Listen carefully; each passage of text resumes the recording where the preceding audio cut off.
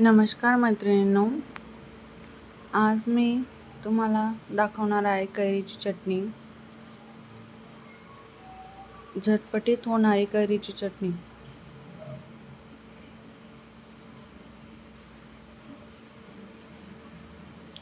कैरीची चटणी ही डोश्यासोबत किंवा पराठ्यासोबत खाण्यासाठी खूप चविष्ट व खटईसारखी असते.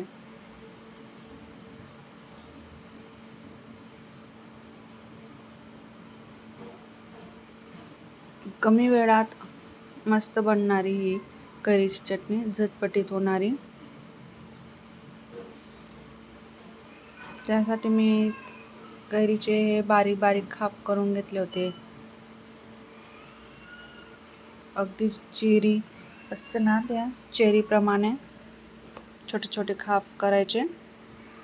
त्याच्यात फक्त तेल टाकल्यानंतर जिऱ्याची फोडणी, लगेच कैरीच्या चिऱ्या, त्यानंतर चटणी,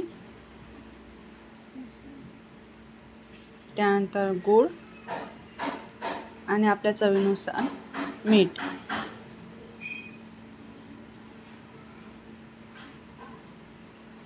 एवढंच त्या चटणीसाठी मी वापरले आहे. तर मग अशी मस्त चविष्ट अशी कैरीची चटणी ही तयार झालेली आहे.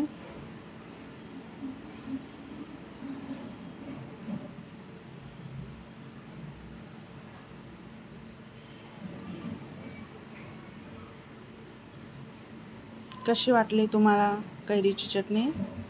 आवडल्यास लाईक करा, शेअर करा, सबस्क्राईब करा, जास्तीत जास्त शेअर करा.